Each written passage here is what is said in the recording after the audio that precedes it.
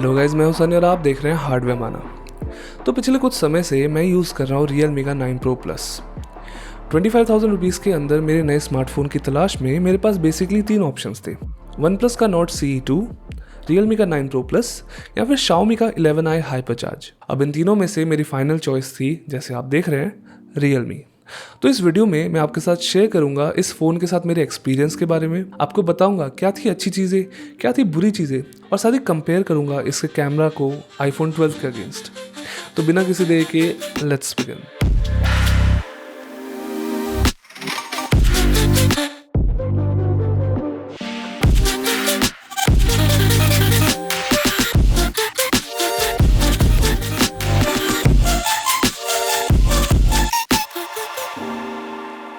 मेरे लिए designing important factor है और Realme 9 Pro Plus डिसअपॉइंट नहीं करता। अब उनका वो कलर शिफ्ट वाला डिज़ाइन थोड़ा सा ज़्यादा ओवरबोर्ड हो गया था मेरे लिए, and the black is too boring in my honest opinion. But ये अरोरा ग्रीन वेरिएंट बहुत ही अच्छा मिडिल ग्राउंड है। इट्स शाइनी येट सटल, और इसके ग्लास बैक का डिज़ाइन ज़रूर आपको फोर्स करता है कि आप एक ट्रांसपेरेंट कवर ही यूज़ करो। The phone feels good in your hand. ये स्लिम है, बहुत ज़्यादा बड़ा नहीं है, हैवी भी नहीं है, और ग्लास बैक एक अच्छा प्रीमियम टच है इस प्राइस रेंज के लिए। Even the camera area is glass covered, जो बहुत ही यूनिक लगता है जब हम लोग फ्लैश ऑन करते हैं। There is also an under display fingerprint scanner जो काफी अच्छा काम करता है। It's on par with normal scanner अगर आप अपनी फिंगर अच्छी तरह प्लेस करते हैं। It's just nice to use overall, लेकिन अगर आप थोड़ी बहुत टेढ़ी मेढ़ी उंगली रखते हैं तो कभी कभार थोड़ा बहुत ट्रायल एंड एरर हो जाता है डिटेक्शन पे। विद द डिजाइन ज्यादातर चीजें सही थी, लेकिन कुछ एक दो डिजाइन एलिमेंट्स जो मुझको इतने पसंद नहीं आए थे। पहला, इसका बड़ा सा कैमरा आइलैंड। अगर आप कवर यूज नहीं करते तो आपको अपने वॉबल के साथ जिंदगी जीनी पड़ेगी। Second, the volume buttons. इसके स्प्लिट डिजाइन की वजह से कई बार गलती से पावर बटन और वॉल्यूम बटन एक साथ दब जाते हैं। इसकी वजह से फोन वाइब्रेट पे चला जाता है या फिर एक्सीडेंटल स्क्रीनशॉट भी बढ़ जाते हैं। इसका चिन, it's fine, you get used to it, but competition को देखते हुए थोड़ा नेगेटिव तरीके से जरूर स्टैंड आउट होता है। अब यहाँ पे ग्लास है तो फिंगरप्रिंट्स तो होंगे ही, लेकिन कहते हैं ना, अगर शेर पाला है तो खर्चा तो उठाना पड़ेगा ही। पता नहीं भाई, नहीं बोलना चाहिए था ये। Overall they manage to make the design feel premium, जो मेरी नज़र में एक सक्सेस है। ओ बाय द वे, मैंने शायद अभी तक आपको इस फ़ोन के स्पेक्स के बारे में नहीं बताया।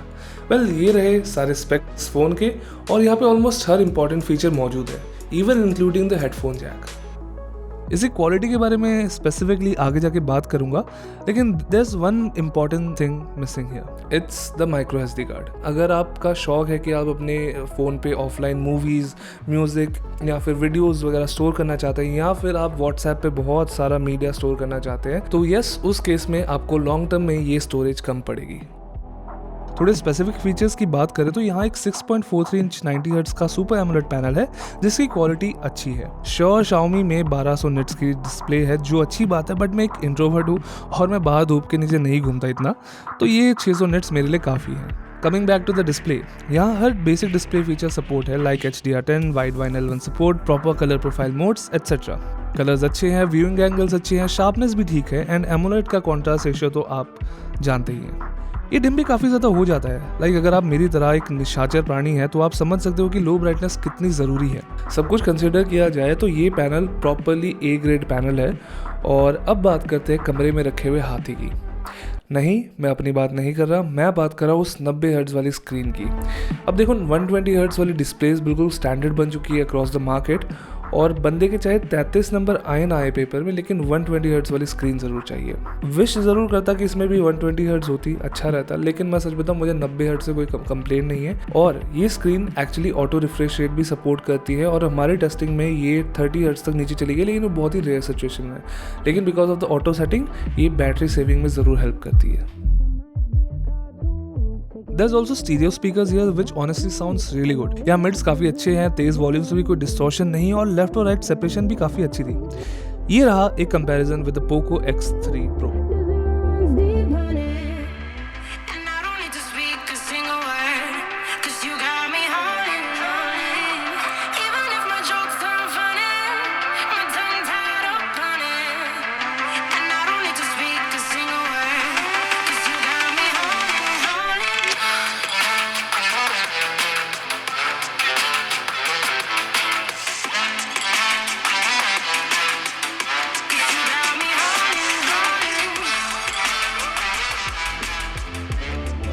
इस फ़ोन के हैप्टिक्स भी काफ़ी ज़्यादा अच्छे हैं। Like the Jhunjhun intensity of this phone is pretty good, it's very strong, it's very crisp.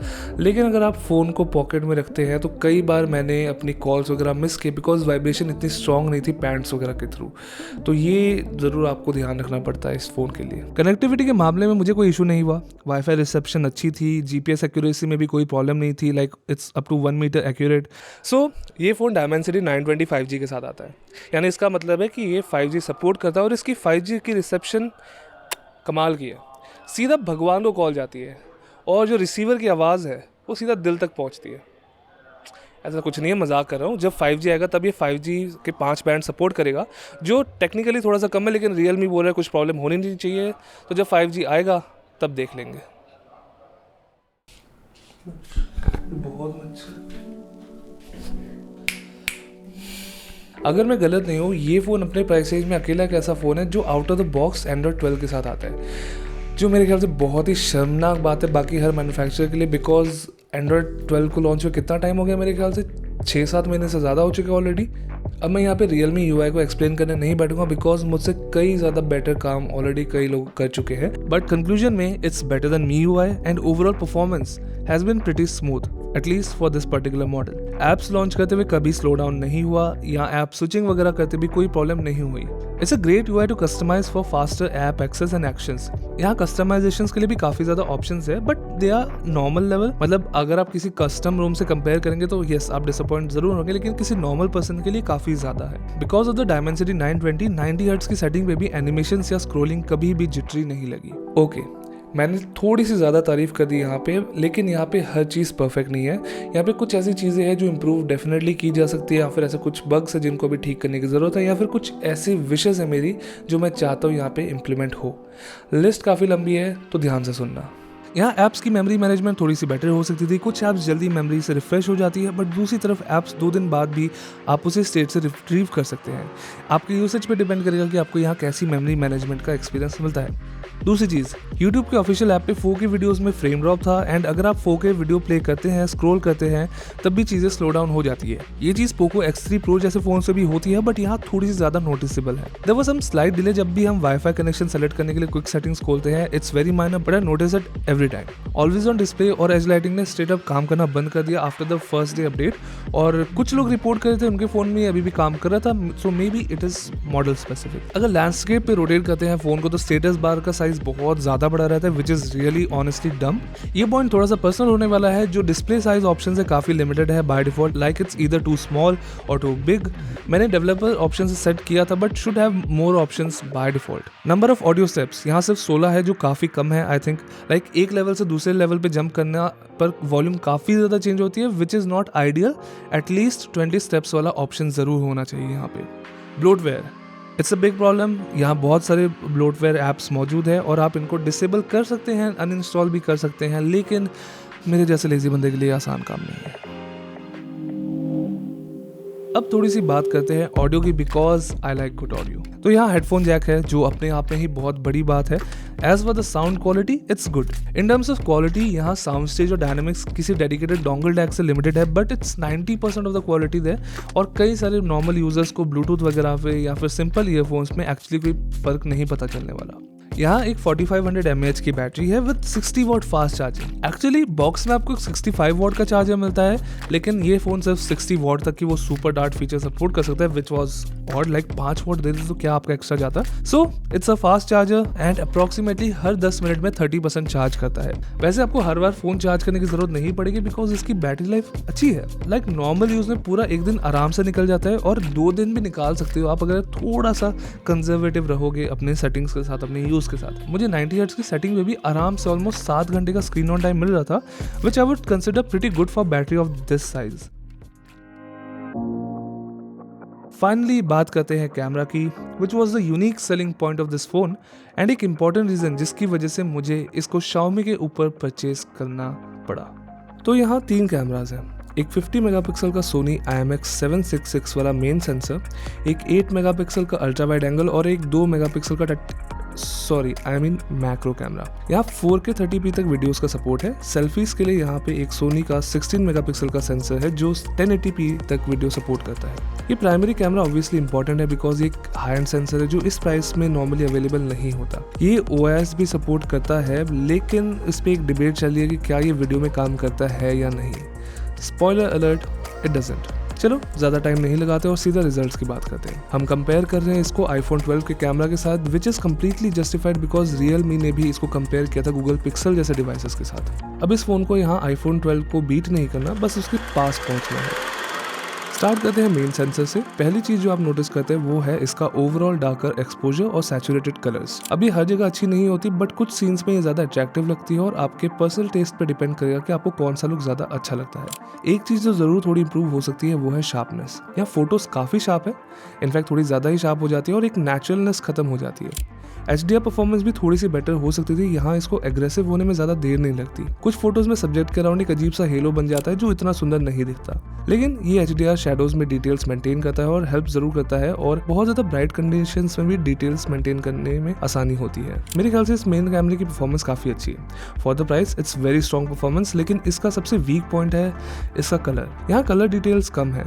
Colours के बीच का डिफरेंस इसके लिए मुश्किल हो जाता है प्रोसेस करना। फॉर एग्जांपल यहाँ आईफोन पे ग्रीन के शेड्स के बीच में काफ़ी ज़्यादा डिफरेंस दिखता है, ज़्यादा नोटिसेबल है, बट Realme के साथ ऐसा नहीं है। डिटेल्स कैप्चर होने के बावजूद भी यहाँ डिटेल्स कम लगती है बिकॉज सिमिलर कलर्स वाली चीज़ें एक दूसरे में मिल जाती है। अब इसमें सेंसर का दोष नहीं है, it's the issue of the post processing. अब ऐसा नहीं है कि आईफोन परफेक्ट है, इसके स्काइज का ब्लू के शेड भी नेचुरल नहीं है, but it looks good but not real. But generally जहाँ सब्जेक्ट ईजी हो तो इसको कोई मुश्किल नहीं होती और फोटोज ओवरऑल अच्छी लगती है। मुझे इसके पोर्ट्रेट मोड ने काफी सरप्राइज किया। ये बहुत ही क्लीन है और एज डिटेक्शन इसका काफी ज्यादा अच्छा है। प्रीटी गुड परफॉर्मेंस और matching pretty nicely with the iPhone 12, specially अगर आप मैनुअली सेटिंग्स एडजस्ट करते हैं। अल्ट्रा वाइड इसका कम्पिटिटिव है, it's above average in quality but not as good as the main sensor. Colours की क्वालिटी थोड़ी सी कम है but this is still completely usable. Selfie photos सिर्फ एवरेज है। डिटेल्स की क्वालिटी कम है जो अनएक्सपेक्टेड नहीं था, but the HDR is good, dynamic range में जरूर हेल्प करता है। इसका 2x मोड भी काफी अच्छा काम करता है। ये काफी शार्प है और डिटेल्स अच्छी मेंटेन करके रखता है। लो लाइट फोटोज की बात करें तो यहाँ काफी ठीक प्रोसेसिंग है। दस डिसेंट डिटेल्स अगर आपको थोड़ी सी लाइट मिल जाए, बट शटर स्पीड का ध्यान रखना जरूरी है। बात करते हैं वीडियोस की। आई थिंक इसकी वीडियो क्वालिटी अच्छी है।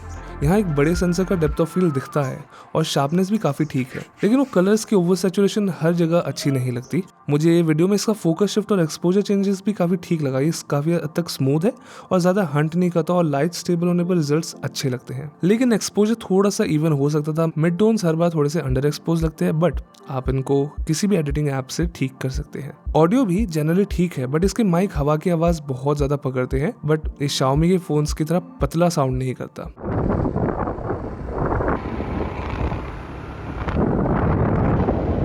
यहाँ स्टेबलाइजेशन जैसे कि आप देख रहे हैं काफ़ी वॉन्की है, मतलब अजीब है। यहाँ ऑप्टिकल इमेज स्टेबलाइजेशन तो बिल्कुल भी ऑन नहीं है।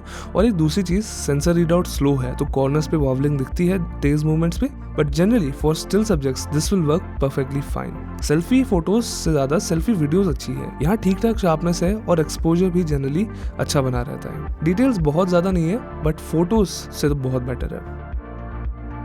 I think for the price इसने कैमरा परफॉर्मेंस अच्छी डिलीवर की है। हाँ, ये ऑब्वियसली आईफोन जैसे या पिक्सल जैसे डिवाइसेस को हर जगह बीट नहीं कर सकता, लेकिन ये उनके काफी करीब पहुंच जाता है और किसी 60-65 हज़ार के फोन के करीब पहुंचना अपने आप में एक बहुत बड़ी बात है। सो ये था मेरा एक छोटा सा long term review of the Realme 9 Pro Plus।